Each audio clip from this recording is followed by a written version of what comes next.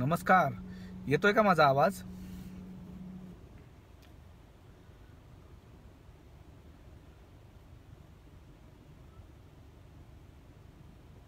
Hello उमाकांतजी, नमस्कार.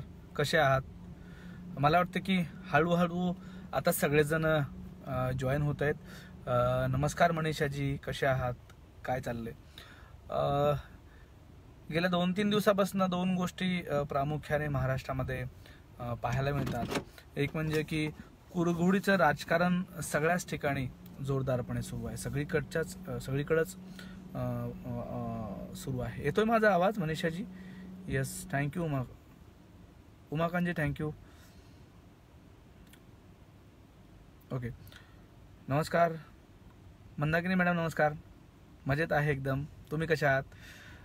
हां, मी तर महाराष्ट्रामधल्या एकूण राजकारणाविषयी मी बोलत होतो. थँक्यू महेश. की गेल्या 2-3 दिवसापासून सातत्याने कुरघोड्या करण्याचं राजकारण आपल्याकडे सुरू आहे. खरं तर आता ही वेळ नाही आहे, पण प्रत्येकजण आपल्यातली माणुसकी बाजूला ठेवून आपल्यामधला मुरब्बी राजकारणी व्यक्तिमत्वाचा चेहरा समोर आणतोय आणि त्यातून मग अनेक कुरघोड्या आपल्या समोर येतात, अनेक आपल्याला विषय पाहायला मिळतात, अनेक आरोप प्रत्यारोप पाहायला मिळतात. म्हणजे काल जी पत्रकार परिषद घेतली होती देवेंद्र फडणवीस यांनी, ती कशी चुकीची आहे. म्हणजे 28 आणि आकडा सांगितला, पण प्रत्यक्षामध्ये 6च आहे. आज महाविकास आघाडीने पत्रकार परिषद घेतली आणि त्यांचे सगळे मुद्दे खोडून काढले. एवढंच नाही तर आमच्यात कुठलाही बेबनाव नाही. आम्ही सगळेजण महाविकास आघाडीचं सरकार खूप दिवस चालू, आमच्यात छान कम्युनिकेशन आहे, त्यामुळे काळजी करायसारखं काही कारण नाही आहे. एवढं बोलूनच महाविकास आघाडीवाले थांबले नाहीत. तर भाजप हा महाराष्ट्राचा शत्रू आहे असं ठणकावून त्यांनी सांगितलं. एकूणच काय तर राजकारण जोरदारपणे चालले आणि या राजकारणाला खतपाणी घालणारं वातावरण सातत्याने आपल्याला पाहायला मिळते. मला असं वाटतं की तुम्ही आम्ही सगळेजण खूप सुज्ञान आहोत, खूप सुजाण असलेले आहोत आणि आपल्याला माहीत आहे की काय राजकारण आहे, कशा पद्धतीनं. परवेशजी अगदी बरोबर आहे. राहुल गांधी यांचा फोन पण आज उद्धव ठाकरेंचा फोन झाला असं पण सांगण्यात आलेलं आहे. काल राहुल गांधींनी मस्त एक वेगळी फोडणी दिली होती की काँग्रेसच्या लोकांचं काही मत विचारामध्ये घेतलं जात नाही. तर मला असं वाटतं की चांगली भूमिका घेऊन आपण सकारात्मक काम केलं लोकांसाठी तर लोकही आपल्याकडे लक्ष ठेवतील. कोणाचं सरकार आहे, कोणाची मेजॉरिटी आहे, यापेक्षा आलेल्या संकटाला आपण चांगल्या पद्धतीनं साथ कशी देऊ किंवा ते संकट दूर कसं टाकू याकडे लक्ष देणं मला असं वाटतं की खूप गरजेचं आहे. अनेक जण नव्याने जॉईन होतात, अनेक जण नव्याने काहीतरी सांगतायत. हॅलो मिश्राजी, हाय, नमस्कार. सदानंदजी, नमस्कार. स्वातीजी, नमस्कार. पण असं सगळं राजकारण करण्याची ही वेळ आहे का? अगदी बरोबर आहे, ही राजकारण करण्याची वेळ नाही आहे. पण काय असतं की मला राजकारणामध्ये माझं वर्चस्व कायम राहिलं पाहिजे यासाठी भांडणारे आपल्याकडे सातत्याने असतात. आत्ता देवेंद्र यांचं एक विरोधी पक्षनेता म्हणून भूमिका आपण पाहिली तर सातत्याने असं लक्षात येते की ते अनेक वेळा मी सत्तेवर नाही म्हणून हे चुकीचं चालतं, ही भूमिका घेणं बरोबर नाही आहे. लोकांना सगळं माहिती आहे, यात काही वाद नाही. स्वातीजी, थँक्यू सो मच. मोदी सरकारकडून महाराष्ट्राला हक्काचे 18,279 कोटी रुपये मिळाले नाहीत, अनिल परबनी यांनी आज सांगितलेलं आहे. माहिती नाही ते कधी मिळतील ते. ओके, मंदाकिनीजी म्हणतायत की अच्छा, मी पण छान आहे. अजून आपल्या राजकीय नेत्यांना समजत नाही की वेळ कोणती आहे आपल्यावर संकटातून बाहेर पडण्यासाठी. हे वातावरण योग्य नाही आहे. बघा, आम्हाला सगळ्यांनाही कळतंय, पण त्या लोकांना कळत नाही. हे खरंच खूप वाईट आहे, यात काही शंका नाही. विवेक पवार पाटील आहेत, राहुल पाटील आहेत. नमस्कार म्हणतायत राहुल. नमस्कार राहुलजी. नव्याने काही जॉईन होतात. काही दिवसभरातले अपडेट्स मला तुम्हाला सांगायचे आहेत. मी मुंबईतल्या एका अशा भागात आहे की ज्या भागामध्ये कोरोनाचं प्रमाण खूप मोठ्या प्रमाणावर दिवसेंदिवस वाढतंय आणि कितीही काही केलं तरी ते आकडे काही थांबत नाहीत. दिवसेंदिवस ते आकडे वाढत आहेत आणि ते आकडे कमी होण्यासाठी काय करावं हे सुचत नाही आहे. अशी अवस्था प्रशासनाची झालेली आहे. पण तुम्ही तुमच्या भागात काय करताय, तुमच्या भागात काय सुरू आहे, तुमच्या भागात काय चाललेलं आहे हे मला नक्की ऐकायला आवडेल. या निमित्ताने आता देशामध्ये 1,51,000 अशी संख्या गेलेली आहे. महाराष्ट्रामध्ये 54,000 एवढी संख्या आहे आणि हा आकडा दिवसेंदिवस वाढतो. हे काळजी करण्यासारखं नक्कीच आहे. मला असं वाटतं की अमेरिकेमध्ये 1 लाखापेक्षा जास्त बळी गेलेत असा दावा करण्यात आलेला आहे. किंबहुना अमेरिकेनेही त्या पद्धतीनं सांगितलेलं आहे की आमच्याकडे बळीची संख्या एवढी गेलेली आहे. एकूणच काय तर महाराष्ट्रातलं एकूण होणारी आकडेवारी आणि आत्ता झालेली आकडेवारी यामध्ये तफावत आहे. कारण खूप चांगल्या पद्धतीचं प्रिकॉशन घेणं सुरू आहे. अनेक ठिकाणी शेवटपर्यंत लोकांपर्यंत सेवा पोहोचत नाही हे तेवढंच खरं आहे. पण जिथं सेवा पोहोचते, जिथं काम सुरू आहे तिथं योग्य पद्धतीनं काम सुरू आहे यात शंका नाही. आत्ता सरकारवर अपयशीचा शिक्का कुठनं बसलेला आहे तर मला थोडीशी चर्चा तुम्हाला त्या निमित्ताने करायची आहे की सरकार आत्ता कुठल्या गोष्टीची सरकार म्हणून कोंडी होते ते म्हणजे स्थानांतर हा विषय जो येतो जिल्ह्याचा, राज्याचा, त्या विषयाला घेऊन सरकार खूप काळजीमध्ये आहे, अडचणीमध्ये आहे.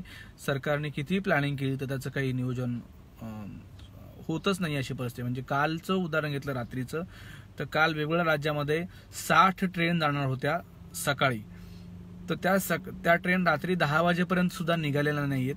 त्याचं कारण असं की माणसं येणारे ती आणायची कशी स्टेशनपर्यंत. कुर्ल्याची माणसं सीएसटीला गेली, सीएसटी माणसं कुर्ल्याला आली. अशी वाईट अवस्था या दळणवळणाच्या अनुषंगाने महाराष्ट्रात सुरू आहे. आणि मला असं वाटतं की गेल्या अनेक दिवसापासून हे आपल्याला बघायला मिळते की यामध्ये सरकार पूर्णपणे यशस्वी होत नाहीये. आणि मग तिथं त्या लोकांना पिण्याच्या पाण्याची व्यवस्था नाहीये, खाण्याची व्यवस्था नाहीये, खाण्याची व्यवस्था झाली तर ते योग्य नाहीये. अशा अनेक पद्धतीची ओरड होते. पण मला तुम्हाला सांगतो की हे करणं पण तेवढं सोपं नाहीये. तुमचा वऱ्हाडाचा टेम्पो जर जाणार असेल तर त्याच्यामध्ये 200 माणसं असतील तर तुम्हाला त्याची काळजी किती पद्धतीनं वेगवेगळ्या पद्धतीने घ्यावी लागते. तसं तर इथं नाहीये. खूप चांगल्या पद्धतीनं काळजी लोक घेत आहेत, बोलतायत, एकमेकांमध्ये मिसळतायत. पण तरीही सरकार या विषयाला घेऊन अपयशी ठरते. आरोग्य सेवा परफेक्ट प्लॅनिंगमध्ये काम सुरू आहे. वेगवेगळ्या ठिकाणी वेगवेगळे हॉस्पिटल्स होत आहेत, बेड्स होत आहेत, त्याचं पण प्लॅनिंग उत्तमरित्या सुरू आहे. पोलिसाचं प्लॅनिंग अत्यंत छान पद्धतीनं सुरू आहे. आपला जीव धोक्यामध्ये घालून पोलीस कर्तव्य बजावत आहेत हे तेवढंच खरं आहे. अनेक जण वेगवेगळे प्रश्न विचारतायत, काही नव्याने जॉईन झालेले आहेत, त्या सगळ्यांचं मी या ठिकाणी स्वागत करतो. किशन पवित्रेजी आहेत, दत्तात्रय कोळपे आहेत, सचिन कल्याणकर आहेत, शारदा काशीद आहे, राहुलजी आहेत, प्रवीण पांडेजी आहेत, राजू निरगुडे आहेत, मिनल कदमजी आहेत. ही सगळेजण जॉईन होत आहेत. खूप दिलासा देणाऱ्या बातम्या आज दिवसभरामध्ये मी पाहिल्या. खूप चांगल्या बातम्या आहेत. एक म्हणजे की गेल्या 3 दिवसापासून ज्या मालेगावमध्ये 702 पर्यंत संख्या पोहोचली होती त्या मालेगावात गेल्या 3 दिवसापासून एकही रुग्ण आढळलेला नाहीये. मालेगावमध्ये प्रिकॉशन घेतल्याशिवाय पर्याय नाही असं लोकांनाही कळालं. प्रशासन लोकांवर गेल्या अनेक दिवसापासून ते थोपवत होतं पण प्रशासनाला यश आलेलं नाहीये. आत्ता गेल्या 3-4 दिवसापासून यश यायला सुरुवात झाली आहे आणि ती 702 संख्या असली तरी ती आता कमी होण्याच्या मार्गावर लागली आहे. किंबहुना गेल्या 3 दिवसापासून एकही रुग्ण मालेगावला नाहीये. ही चांगली गोष्ट आहे, चांगली बातमी आहे, यात शंका नाहीये. काही जणांचे प्रश्न येत आहेत. राण्याच्या राष्ट्रपती राजवटी मागणीला आठवलेंनी पाठिंबा दिलेला आहे. क्या बात आहे. ओके. संदीप भाऊ काळजी घ्या स्वतःची, राहुल पाटील सांगतायत. थँक्यू राहुलजी. 15 मे रोजी विमान प्रवास केला प्रवासी, 26 मे रोजी कोरोना पॉझिटिव्ह आढळला. एका प्रवाशामुळे 41 जणांना क्वारंटाईन केलेलं आहे. एअर इंडियानं सांगितलेलं आहे. सगळीकडं हीच अवस्था आहे. म्हणजे गावात हीच अवस्था आहे. आंतरराष्ट्रीय प्रवासातून प्रवास केलेले प्रवासी यांच्यामध्ये सुद्धा हीच अवस्था आहे. कारण कोरोना हा एक असा आजार आहे की तो माणसाच्या कुठून कसं भिनेल ते सांगता येत नाही. म्हणजे अशोकराव चव्हाण यांच्या ड्रायव्हरला कोरोना झाला होता, त्यातून त्यांना तो झाला आणि आता ते त्यांच्या संपर्कात जे लोक आले त्या प्रत्येकाला आता क्वारंटाईन होण्याची वेळ आलेली आहे. ही वेळ आपल्यावर येऊ नये यासाठी आपण सगळ्यांनी प्रयत्न करणं मला असं वाटतं खूप गरजेचं आहे. सातत्याने मी तुम्हाला दिवसभरातले अपडेट्स काही देण्याचा प्रयत्न करत असतो आणि त्यानंतर आपले काही प्रश्न उत्तर पण होतात. अनेक जण प्रश्न विचारतायत. गजानन कदमजी आहेत, शशिकांतजी आहेत, नरेंद्र जोशी सर आहेत माझे मित्र, भास्कर भोसले सर आहेत माझे मित्र. नमस्कार भास्करजी, नमस्कार उबलेजी. अनेक जण वेगवेगळे प्रश्न विचारतात. आपल्या भागामधलं काही काही सांगतायत. आपल्या भागामध्ये चांगलं काम कोण कोण करतंय, काय पॉझिटिव्ह तुम्हाला मला सांगता येईल ते ऐकायला मला खूप आवडेल. खरं तर डिजिटली शिक्षण आहे किंवा आत्ता विकसित असलेलं शिक्षण आहे ते तुम्ही आम्ही कसं घेतलं पाहिजे ते किती आवश्यक आहे हे आम्हाला कोरोनानं दाखवलेलं आहे. म्हणजे आत्ता 15 तारखेपासून आमच्या शाळा सुरू होत आहेत, पण त्या डिजिटली घरी बसून शाळा सुरू होतील, शाळेत कोणी जाणार नाही असं शासनाने फरमान काढलेलं आहे. आणि तुम्ही आम्ही सुद्धा डिजिटल शिक्षणावर अधिकचा भर देणं हे किती गरजेचं आहे, किती काळाची गरज होऊन बसलेलं आहे यावरही फोकस होणं खूप गरजेचं आहे. म्हणजे आज संध्याकाळी 7:30 वाजता ज्या प्रोफेसर आहेत, प्रोफेसर रेणुका औरंगाबादवरनं त्या डिजिटल शिक्षणासंदर्भातलं भाष्य करणार आहेत आणि एक वेगळा अनुभव त्यांचा या निमित्ताने आहे. आपण डिजिटली कसं झालं पाहिजे किती महत्त्वाचं आहे. अनेक लोक आज असे आहेत की त्यांचं नाव आहे, प्रोफेशनली ते खूप चांगले आहेत, त्यांची वेगळी पुस्तकं आहेत, पण फेसबुक लाईव्ह कसं करायचं ही त्यांना माहिती नाही किंवा वेगवेगळ्या पद्धतीच्या ॲप्स वापरून आपण आपलं दैनंदिन काम कसं करायचं हे त्यांना माहिती नाही. तर अशा लोकांनी आधुनिक तंत्रज्ञानाचा वापर करून ते खूप चांगल्या पद्धतीने विकसित कसं करून घेता येईल याचा विचार केला जावा. यातूनच रेणुकाजी आपल्याशी सगळ्यांशी बोलणार आहेत. मला असं वाटतं की तुमच्यापैकी कोणी अनेक जण वेगवेगळ्या विषयावर बोलणार असतील, काही मतं मांडणार असतील, तुमचा वेगळा विषय घेऊन काहीतरी बोलतं होणार असतील, तर मला अशा लोकांचा इतरांशी संवाद घडवून आणायला फार आवडेल, यात शंका नाही. धीरज पावडे माझे मित्र जॉईन झालेले आहेत, प्राध्यापक. तन्वीरजी तन्नू आहेत, नमस्कार तन्वीरजी. शिवाजी गावंडे सर आहेत, गावंडे सर नमस्कार. अनेक लोक नव्याने जॉईन होत आहेत. मला 2 गोष्टी प्रामुख्याने तुम्हाला सगळ्यांना सांगाव्याशा वाटतात. एक म्हणजे तुमच्या भागात काय सुरू आहे, कुठल्या सकारात्मक, मी जसे तुम्हाला मालेगावची आता सकारात्मक बातमी सांगितली तशा कुठले विषय आहेत की जे सकारात्मक आहेत आणि लोकांना दिलासा देणारे विषय आहेत. म्हणजे मुंबईतली आकडेवारी पाहिली असेल, तुम्ही पुण्यातली आकडेवारी पाहिली असेल, इतकी वाढते की म्हणजे रोज आकडे सांगायचे कसे असा प्रश्न पडतोय. पण त्यातून एक दिलासा देणारी बातमी आहे, ती म्हणजे 15,000 लोक बरे झालेले आहेत. ही सुद्धा एक मोठी दिलासा देणारी बातमी आहे. म्हणजे 10 मधले 8 लोक परफेक्टली बरे होतात आणि बाकीचे लोक आजार आहे, त्यांना वेगवेगळ्या पद्धतीचं काहीतरी व्याधीने ग्रासलेलं आहे. असे लोक मात्र ते 2 लोक त्यांचा भरोसा नाही अशी परिस्थिती आहे. पण 8 लोक ठणठणीतपणे बरे होऊन आपल्या घरी जातात या शंकाने. त्यामुळे आपण पॉझिटिव्ह आणि सकारात्मक दृष्टिकोन ठेवून या रोगाला हरवलं पाहिजे. काय होतं की 15 दिवस ज्यांची कॅपॅसिटी नाही आहे त्या आजाराला सामोरं जाण्याची, त्या लोकांविषयी भीती आहे. पण आता हल्ली असं झालेलं आहे की लोक घाबरूनही खूप जात आहेत आणि त्यातून मग अनेक अडचणीला सामोरं जावं लागतं. अशा लोकांनी तंत्रज्ञान काय आहे, विकसित तंत्रज्ञान काय आहे हे समजून घेणं खूप गरजेचं आहे. आणि जोपर्यंत हे विकसित तंत्रज्ञान रोग प्रतिकारक शक्ती ओळखण्याचं असेल, तुम्ही दैनंदिन जीवनामध्ये वागण्यासंदर्भातलं असेल, त्याच्यावर आपण फोकस करणं मला असं वाटतं की खूप गरजेचं आहे. मी रेणुकाजी यांच्याविषयी सांगत होतो तुम्हाला थोड्या वेळापूर्वी की त्या विकसित तंत्रज्ञानाविषयी बोलणार आहेत. आणि असे खूप वेगळी लोक जी माणसाला सातत्याने नव्याने काहीतरी देण्याचा प्रयत्न करतात, अशा लोकांशी तुमचं इंटरॅक्शन व्हावं हा माझा दृष्टिकोन आहे आणि गेल्या अनेक दिवसापासून ते सुरू आहे. काय होतं अनेक वेळा की आपण त्या पद्धती, त्या रूढी परंपरा आपल्या पाठीशी ठेवतो आणि त्यातून आपण पुढे जातो. तर त्यातून साध्य काही होत नाही, आपलं उलट नुकसान होते, यात तीळमात्र शंका नाही. आजही माझे अनेक सहकारी अत्याधुनिक तंत्राचा वापर करायला पुढे येत नाहीत. त्यातून मग खूप अडचणी निर्माण होतात आणि त्या अडचणी निर्माण झाल्या की त्याचा त्रास सर्वसामान्याला भोगावा लागतो, यात शंका नाही. त्यामुळे आज 7:30 वाजता रेणुका जी आहेत प्रोफेसर औरंगाबादवरनं, ते आपल्याशी याच तंत्रज्ञानाविषयी बोलणार आहेत. त्यानंतर अण्णासाहेब जगताप म्हणून ज्यांनी परभणीमध्ये मराठवाड्यात महाराष्ट्रात एक चळवळ सुरू केली होती झेंडूच्या फुलाविषयी, की झेंडूचे फुलं गेल्या दिवाळीला आणि मागच्या दिवाळीला फेकून लोकांना का द्यावं लागलं नाही, त्यामुळे त्यामागे एका शिक्षकाचा दृष्टिकोन होता वेगळा, आणि त्याच शिक्षकाला आपला आज 8 वाजता ऐकायचं आहे, 8:10 वाजता, 8:10 त्याच शिक्षकाने अजून एक चळवळ सुरू केलेली आहे सगळीकडे, की झाडं लावण्यासंदर्भातली, आणि त्याला खूप चांगला रिस्पॉन्स मिळतोय, कारण झाडं लावण्याच्या वेगवेगळ्या पद्धती आपल्याकडे आहेत.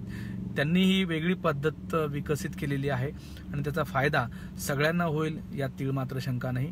असे अण्णासाहेब जगताप आपल्याला आज संध्याकाळी 8:10 वाजता भेटणार आहेत. उद्या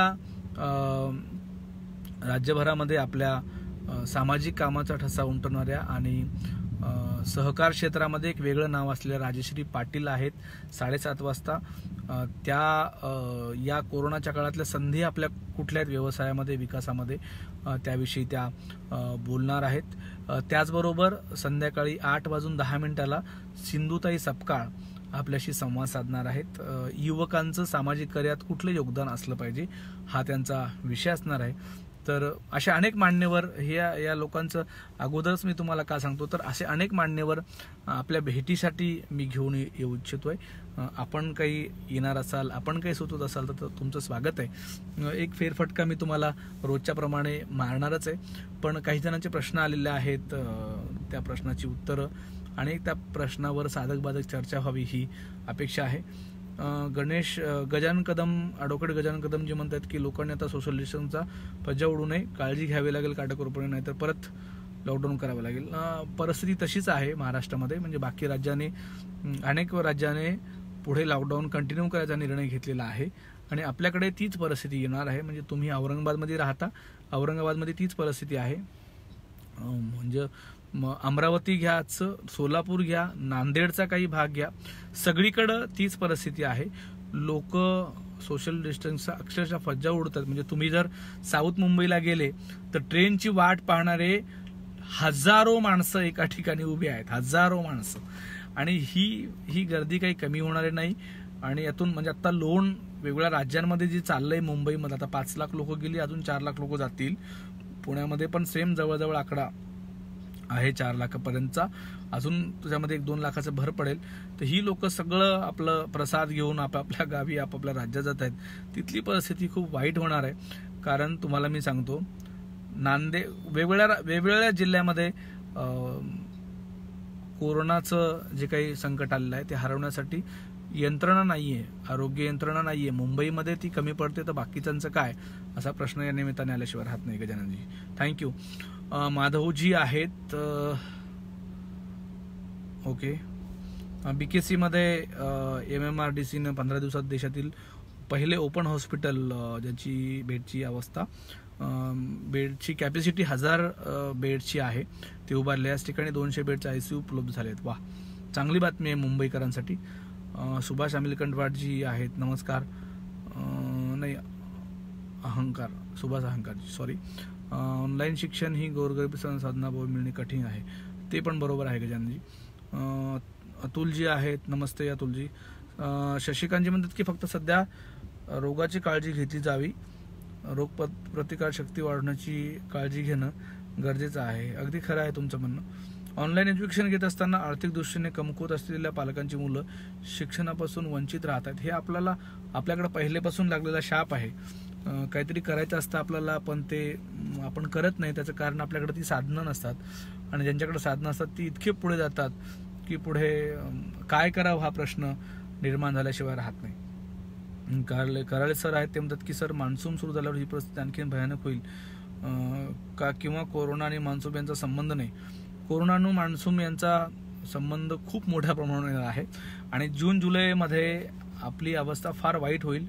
कारण आता बघा, कुठल्याही माणसाला ताप आला किंवा कोरोनासारखे काहीही सिम्पटम्स असतील तर लोक खूप घाबरत आहेत, त्यांचं कुटुंब घाबरते, पाहुणे मंडळी घाबरत आहेत, सगळेजण घाबरत आहेत. जर कोरोना पॉझिटिव्ह निघाला तर काय करायचं, म्हणजे अर्धा माणूस भीतीने संपून जातो की काय, अशी परिस्थिती आहे. म्हणजे आत्ता एक मित्र माझा मला बोलत होता, जो मानसिक आरोग्यावर खूप मोठ्या प्रमाणावर काम करतो मुंबईमध्ये. तो मला सांगत होता की मी जी तरुण माणसं या कोरोनामुळे दगावली त्यांच्या घरी गेलो तर त्यांच्या घरी सगळेजण खचून गेली होती, किंबहुना तो माणूसही खूप खचला होता, त्याला कुठलाही आजार नव्हता, तरी तो त्या खचलेल्या अवस्थेमध्ये सगळ्यांना सोडून गेला. त्यामुळे खचून न जाता या आलेल्या परिस्थितीला तोंड देण्याची ताकद तुम्हा सगळ्यामध्ये पाहिजे, यात ती मात्र शंका नाही. कोरोना आणि मान्सून याचं अभेद्य नातं कायम असणार आहे, कारण आजार जे आहेत ते कशा आणि कोणत्या प्रकारचे तुम्हाला सहन करावं लागतील हे सांगता येत नाही. अनेक नव्याने काही जण जॉईन झालेले आहेत. एक फेरफटका मारून मला तुम्हाला काय चाललेलं आहे हे पण दाखवायचं आहे. आज दिवसभरामध्ये खूप अशा अपडेट्स घडलेल्या आहेत, ज्या अपडेट्स मला तुम्हाला या निमित्ताने सांगायच्या आहेत.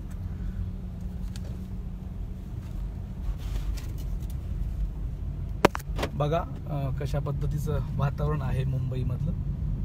यंदाचा पावसाळी अधिवेशन ऑनलाईन होण्याची शक्यता नाकारता येत नाही. ठाण्यात 2 नगरसेवकांना कोरोना झाल्याची वार्ता पुढे आलेली आहे आणि त्यातून त्यांना वेगवेगळे आजारही आहेत अशी पण माहिती पुढे आहे.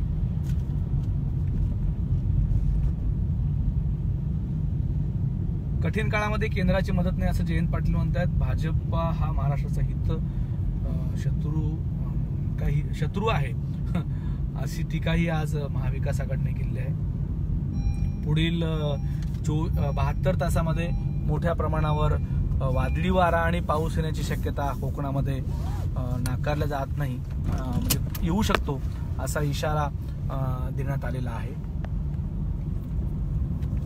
बघा मुंबईचं वातावरण बऱ्यापैकी आता लोक रुटीनवर आलेली आहेत, लोक रुटीन काम करताना दिसत आहेत. डिजिटली शाळा 15 तारखेपासून सुरू होतील, जूनपासून असं पण सांगण्यात येते.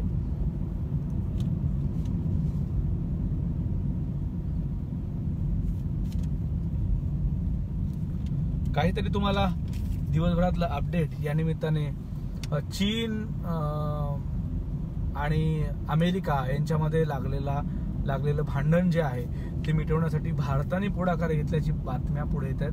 पण चीनला माफ करायचे का हा प्रश्नही या निमित्ताने आहे, कारण सगळीकडे व्यवस्थित चाललं असताना आत्ता जे काही अडचण निर्माण झालेली आहे, आत्ता जे काही संकट आलेले आहे त्याला जबाबदार चीन आहे. तर चीनला का करायचं हा प्रश्न प्रत्येक जण विचारतोय आणि दिवसभरामध्ये याच्यावर खूप साधक बाधक चर्चा होऊ लागलेली आहे.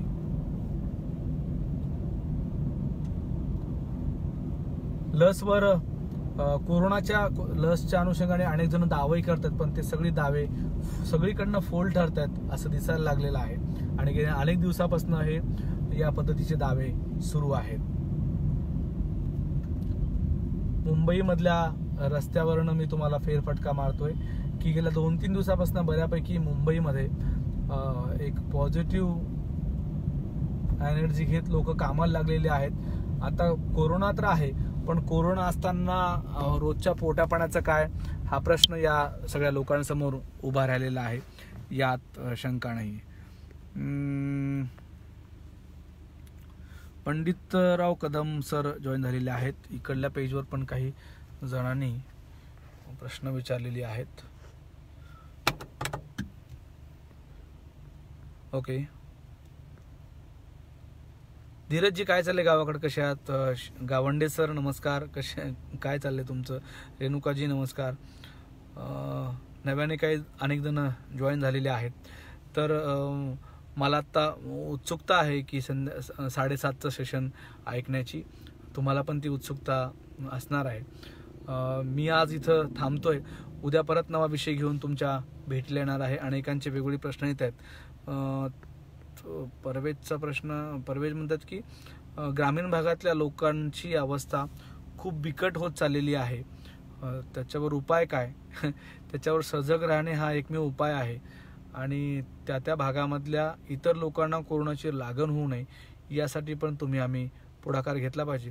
आज इथं थांबतो. उद्या परत नवीन विषय घेऊन तुमच्या भेटीला नक्की येणार आहे. मराठवाडा विशेषतः विदर्भातल्या लोकांनी काळजी घ्यायला पाहिजे. खूप तापमान वाढतोय. आज अकोल्यामध्ये एक बळी गेलेला आहे. उद्या आपल्या भागात कुठं बळी जाऊ नये यासाठी आम्ही खबरदारी घेतली पाहिजे. आज इथं थांबतो. उद्या परत नवीन विषय घेऊन तुमच्या भेटीला येतोय. थांबतो. नमस्कार.